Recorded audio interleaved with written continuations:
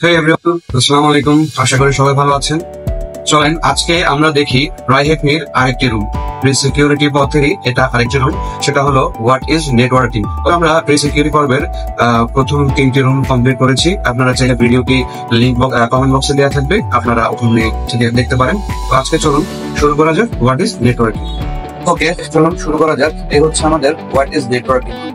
এর উদ্দেশ্যটা হলো begin learning the fundamentals of computer networking in this bite-sized and interactive module. তো এখানে ওদের অবশ্য সম্পূর্ণ টিউটোরিয়াল আছে, চলুন আমরা এটা আলোচনা করি। What is networking? Networking is a simple things connected, for example friendship. এখানে আসলে নেটওয়ার্কিং জিনিসটা বোঝানো হচ্ছে, ধরেন আপনার ফ্রেন্ড সার্কেলের মধ্যে যে একটা বন্ডিং আছে, একটা নেটওয়ার্কিং আছে, ওইটাকেই বোঝানো হয়। ধরে নেন আপনি এবং আপনার কোন একজন বন্ধু দুইজন মিলে কোথাও আড্ডা দিচ্ছে, এবং এই সময়ে আপনার কোন একজন ভার্সিটির বন্ধু আপনার সাথে দেখা করতে আসলো। সেই ভার্সিটির বন্ধুটাকে আপনি আপনার যে বন্ধুর সাথে আড্ডা দিচ্ছিলেন তাকে তার সাথে পরিচয় করিয়ে দিলেন এবং তাদের মধ্যে একটা ভালো বন্ধুত্ব সম্পর্ক তৈরি করে দিলেন। তো এটাই হচ্ছে আসলে নেটওয়ার্কিং। তার মধ্যে আর আপনার ওই ভার্সিটির বন্ধুর মধ্যে একটা নেটওয়ার্কিং তৈরি হলো। এটাকেই বলা হয় আসলে নেটওয়ার্কিং, সহজ ভাষায়, প্র্যাকটিক্যাল ভাষায়। তো এখানে এই জিনিসটাই আসলে বোঝানো হয়েছে। এসিবিস public transportation system infrastructure such as the national power grid for electricity, greeting your neighbors, এইসব কিছুই আসলে নেটওয়ার্কিং সিস্টেমের মাধ্যমেই মেনটেন করা হয়। তো আসলে সহজ ভাষায় নেটওয়ার্কিং বলতে আমরা সবকিছুই বুঝি। হ্যাঁ, আমরা খুব ভালোভাবেই বুঝি। জিনিসটা হলো যে একজনের সাথে আরেকজনের পরিচয় করানো, কিভাবে সহজভাবে আমার সাথে যোগাযোগ স্থাপন করা যায়, ওইটাকেই আসলে নেটওয়ার্কিং বলে। So networks come in all shapes and sizes, which is something that we will also come on to discuss throughout this module. Now, what is the key term for devices that are connected together? Simple, it is network. Okay. What is the internet? Internet কি? আসলে internet কি সেটা নিয়ে আপনাদের অনেক ধরনের confusion থাকতে পারে। তো সহজভাবে বলা যায়, এখানে একটা উদাহরণ দেওয়া আছে। Network. The internet is one giant network that consists of many small networks within itself.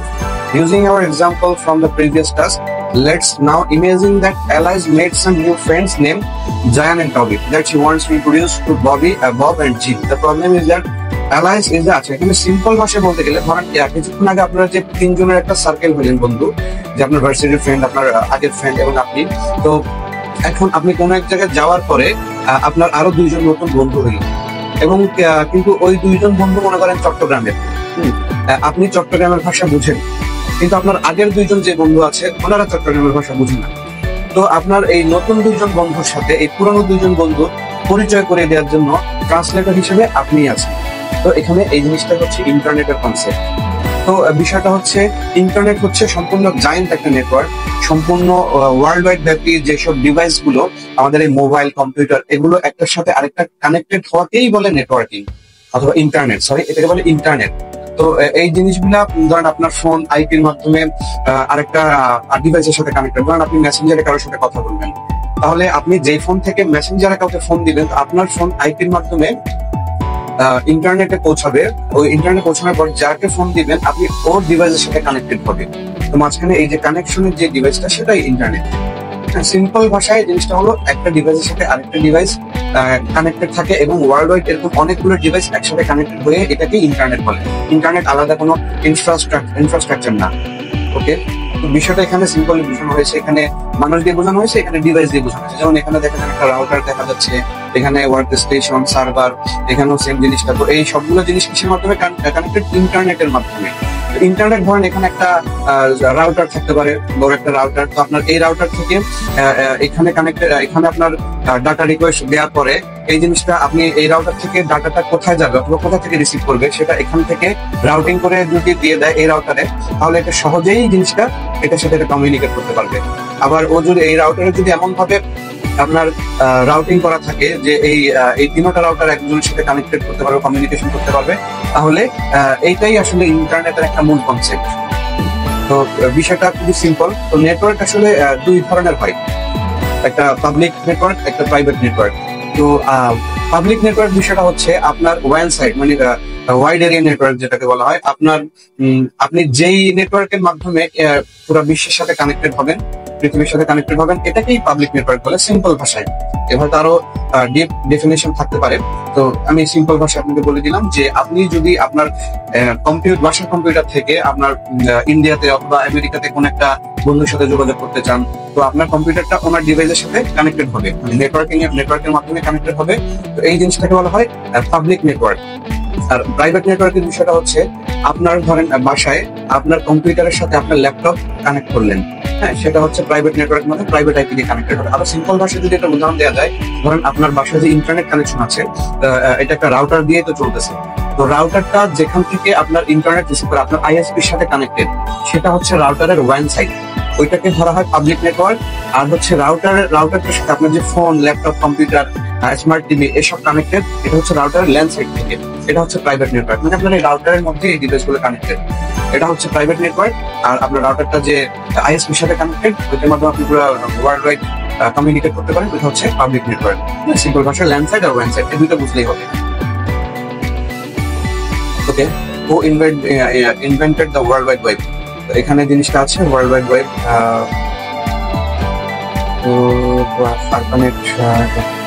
Team Berners-Lee, আরো কপি করে নেই instead of typing, Tim Berners-Lee.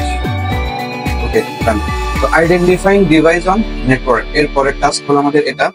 তো ডিভাইস অন নেটওয়ার্ক, এখানে আসলে যে জিনিসটা হচ্ছে দুইটা বিষয় আপনাকে বুঝাবে, IP address and MAC address. IP address আর ম্যাক অ্যাড্রেস নিয়ে আমার এই চ্যানেলেই দুইটা ডেডিকেটেড শর্ট ভিডিও আছে, আপনারা চাইলে দেখতে পারেন। তারপরে সিম্পল ভাষায় বলতে গেলে হলো আইপি অ্যাড্রেস হচ্ছে internet protocol that can be used to identify, মানে আপনার ডিভাইসটাকে ইন্টারনেটে আইডেন্টিফাই করার জন্য বা একটা অ্যাড্রেস দেওয়ার জন্য যেই নাম্বারটা ব্যবহার করা হয়, ওইটাই আপনার আইপি অ্যাড্রেস। আপনি যখন মোবাইল ডাটা চালাবেন, তখন মোবাইল ডাটা ওখানেও দেখবেন যে একটা আইপি অ্যাড্রেস আপনার এখানে লেখা আছে, where that IP address can be associated with another device without the IP address changing. First, okay, and IP address হচ্ছে আপনার বাইনারি ফরম্যাটে কনভার্ট করতে হয়। আপনার এটা 4টা অক্টেটে থাকে, 32 বিটের 4টা অক্টেট বাইনারি ফরম্যাটের, 0 1 2 3 এভাবে।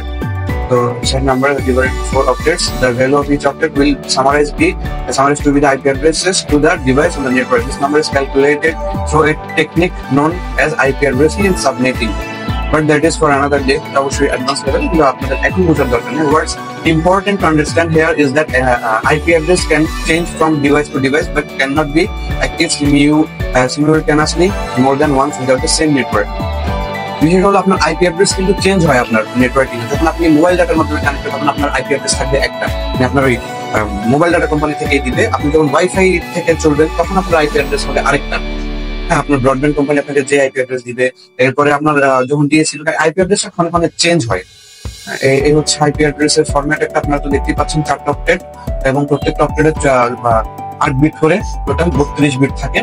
তো 8 বিটের হিসাবটা বাইনারি সিস্টেম হয়। আপনাদের এগুলো এখন না জানলেও চলবে, এগুলো পরবর্তীতে চলে হবে যখন আপনার নেটওয়ার্ক নিয়ে আরো পড়াশোনা করবেন। এই হচ্ছে, কারণ আপনি যদি আপনার রাউটারে লগ ইন করে দেখেন, রাউটারের হোম পেজে ওখানে দেখবেন আপনার ডিভাইস গুলো একটা আইপি অ্যাড্রেসের মাধ্যমে কানেক্টেড, এটা এখানে দেখা যাচ্ছে। আইপি অ্যাড্রেসও দুইটা ভার্সন আছে, আপনারা জানেন, IPv4 এবং IPv6। আপনারা চাইলে ভিডিওটা দেখে আসতে পারেন, শর্ট ভিডিও। আইপি অ্যাড্রেস এবং ম্যাক অ্যাড্রেস দুটোটা নিয়ে লেখা আছে।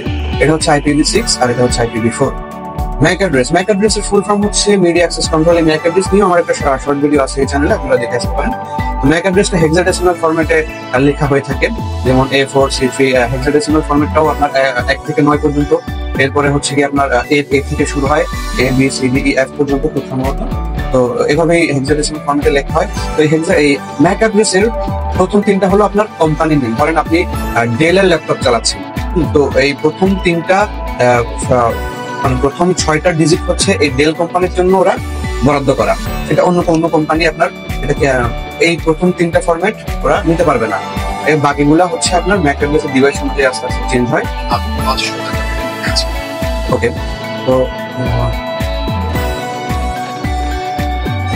তো যা বলছিলাম, এই ম্যাক অ্যাড্রেসের বিষয়টা, প্রথম 6টা ডিজিট হচ্ছে আপনার কোম্পানির নামে বরাদ্দ অ্যালট করা থাকে, এবং বাকি 6টা ডিজিট এটা ডিভাইস অনুযায়ী চেঞ্জ হয়। আপনারা যদি আইপি অ্যাড্রেস এবং ম্যাক অ্যাড্রেসের মধ্যে পার্থক্য করতে চান, তাহলে বিষয়টা হলো আইপি অ্যাড্রেস চেঞ্জ হয় আর ম্যাক অ্যাড্রেস গুলো চেঞ্জ হয় না। আইপি অ্যাড্রেসটা হচ্ছে আপনার ডিভাইসের যে নিক কার্ড থাকে, নেটওয়ার্ক ইন্টারফেস কার্ড, তো তো ওই অ্যাড্রেসটাতে আপনার ম্যাক অ্যাড্রেসটা ফিক্স করা থাকে, এটা কখনো চেঞ্জ হবে না। আর আইপি অ্যাড্রেসটা হচ্ছে আপনি যখন কোনো মানে নেটওয়ার্ক চেঞ্জ করবেন, ব্রডব্যান্ড সার্ভিস বলেন, মোবাইল ডাটা বলেন, এটা চেঞ্জ করবেন, সাথে আপনার আইপি অ্যাড্রেসটা চেঞ্জ হবে। আইপি অ্যাড্রেসের কাজটা হলো মূলত আপনার ইন্টারনেটে যাওয়ার জন্য একটা ঠিকানা, যে আপনি এই নামে আপনি ইন্টারনেটে যাবেন। ধরেন আপনাকে একটা অ্যাড্রেস দিয়ে দিবে, এই অ্যাড্রেসের মাধ্যমে আপনি ইন্টারনেট পরিচালনা মানে ইন্টারনেট কমিউনিকেট করতে পারবেন। আর ম্যাক অ্যাড্রেসের বিষয়টা আপনার পার্মানেন্ট একটা বারের অ্যাড্রেস, যে এটা আপনার কখনো চেঞ্জ করা যাবে না। যদিও বর্তমানে বিভিন্ন টুলস দিয়ে আপনার সাইবার সিকিউরিটি যখন প্র্যাকটিস করা হয়, অ্যানোনিমাসিটি রক্ষা করার ক্ষেত্রে ম্যাক অ্যাড্রেসটা টেম্পোরারি ভাবে চেঞ্জ করা যায়। এগুলো আমরা আস্তে আস্তে শিখবো পরের বিষয়। কারণ এখানে প্র্যাকটিক্যাল কিছু কাজ আমাদের দিয়েছে, দেখি ভিউ সাইডে যাই। ওকে, এটা চালু হোক। আইপি অ্যাড্রেসের বিষয় আছে, আমরা কিছু প্রশ্ন কমপ্লিট করি। What does the term IP address stand for?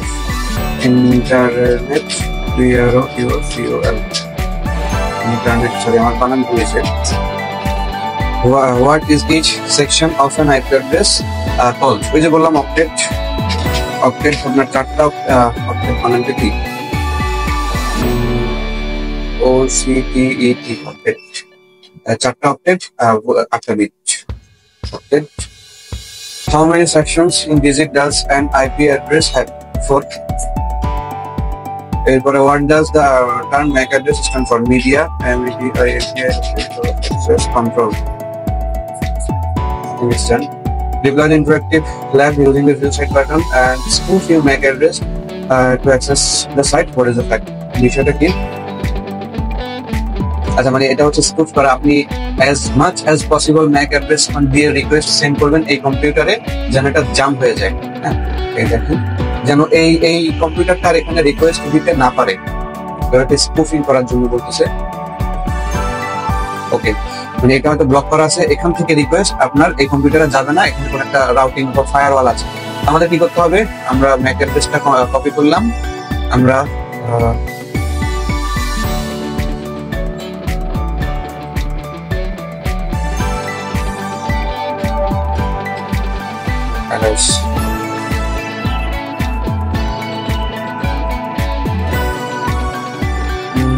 কি বলা আছে? MAC অ্যাড্রেস আমি চেঞ্জ করতে যাওয়ার কথা, আমাকে চেঞ্জ করতে দিচ্ছে না কেন?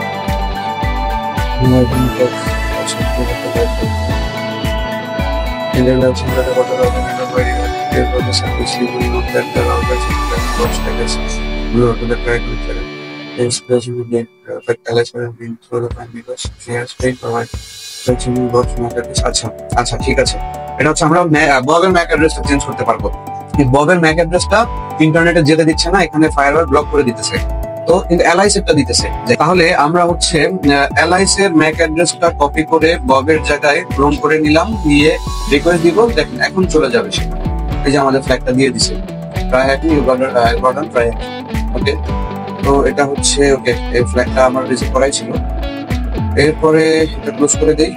এরপরে আমরা যেটা দেখবো সেটা হলো পিং সম্পর্কে। ওকে, পিং এর বিষয়টা হলো, ping is one of the most fundamental network tools available to us. Ping uses ICMP protocol. ICMP protocol means internet control message protocol.